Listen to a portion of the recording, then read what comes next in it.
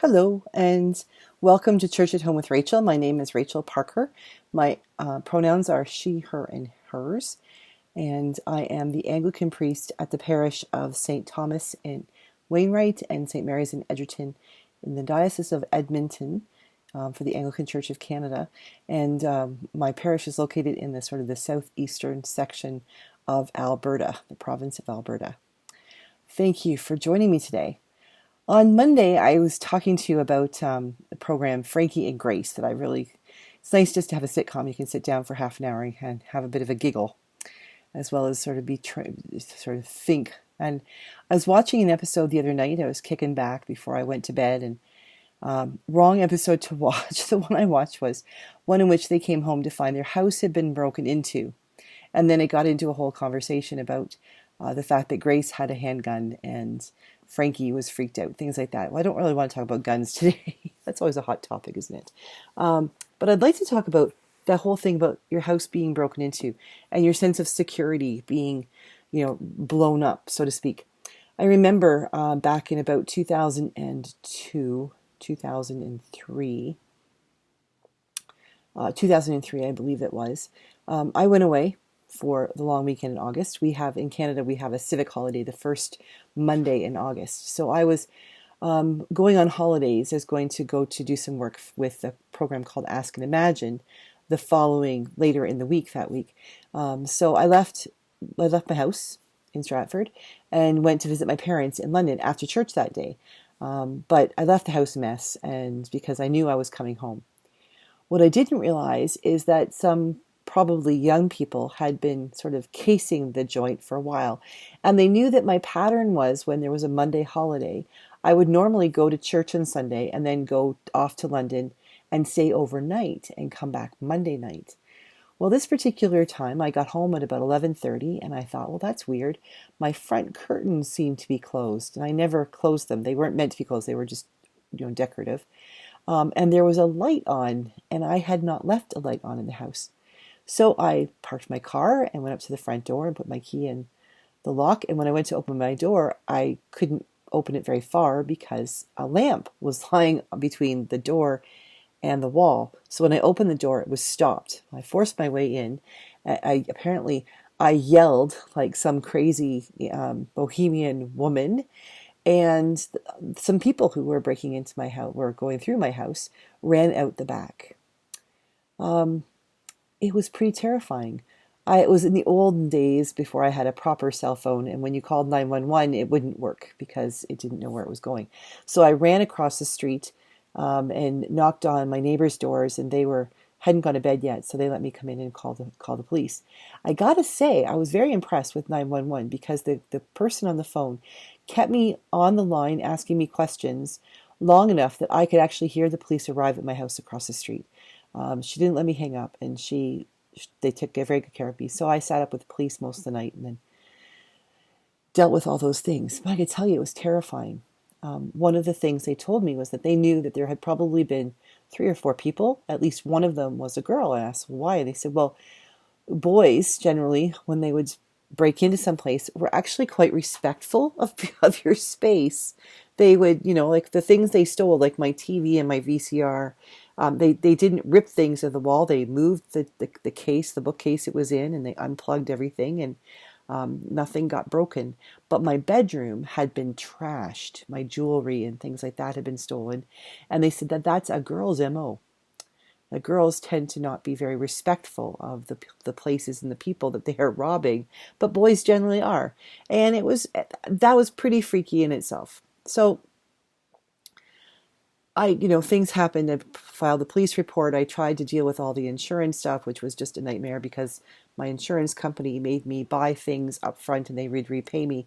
And I was still paying off student loans. There wasn't a lot of money to work with. So I pretty much lost most of what was stolen.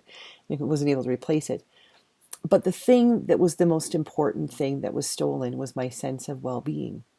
I had lived in that house as a single person for 4 years. I had experienced all kinds of storms and bad weather.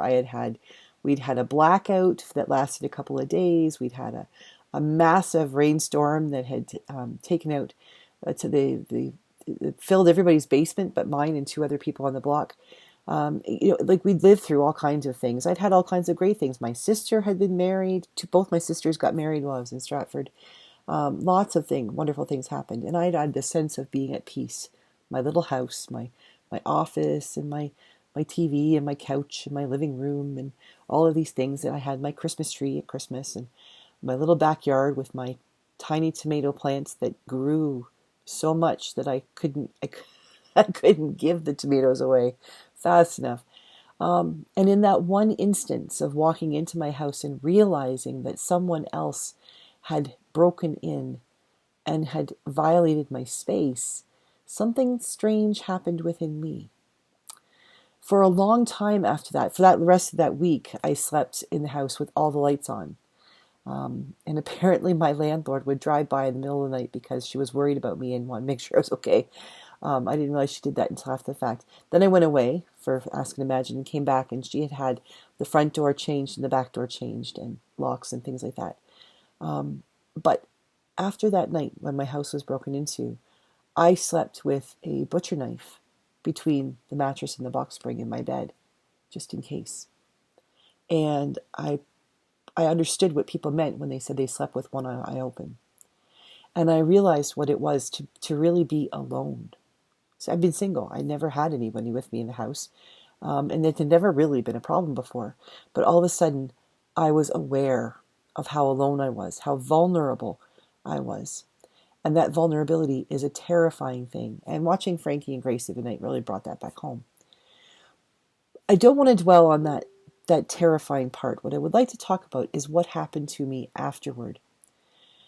I learned not only that I was capable of dealing with such fear, but I learned how strong I was.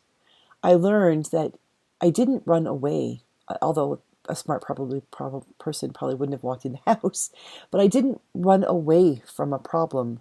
I attacked it head on. And that was a new thing for me to learn. I learned over the months that, I could learn to sleep with the lights off and put the butcher knife back in the knife block in the kitchen. I learned to trust differently. I learned to grow up, but I also learned that not everyone around me is a predator. Because for a little while after that, I didn't trust anyone around me. But then I began to realize that I can't live that way. I have to make a choice. Now, is my home still a threat? Of course. At any time, somebody could break into a home that I live in. Am I at risk? I could be attacked walking down the street. I could, when I'm walking on my own, I could be hijacked in my car. All of those things, those threats still exist.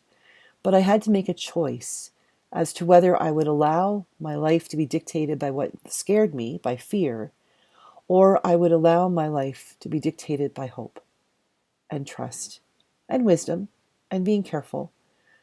I placed my trust in God that I got through that difficult time. And in the 31 years up to that time, that had never happened to me before. So if it only happened to me once in 32 years, why would I begin living my life as if it was going to happen to me every day? And that was a big learning for me. Being able to trust that, yes, bad things do happen to good people. They just do. But bad things don't happen all the time to good people. And even if they happen often, we still have to make a decision about how we handle the bad times. There have been periods of my life when I have had great loss, when people I have loved have died, or when my work situation has gone into the crapper and it feels like nothing is going to fix it. I still have a decision to make. I can choose to be morose and wallow in the difficulties and allow myself to be overcome by depression and overcome by a sense of valuelessness, worthlessness. Or I can choose to say, I have to deal with this. I can't snap my fingers and make it all go away, get better. But I can work at dealing with it. I can work at making it better. And I do try every day to make that decision. Some seasons of my life, I don't even have to think about it. It's just everything's going to be good. I trust God. I pray. I trust other people. And I believe that I can work through whatever it is that presents itself before me today.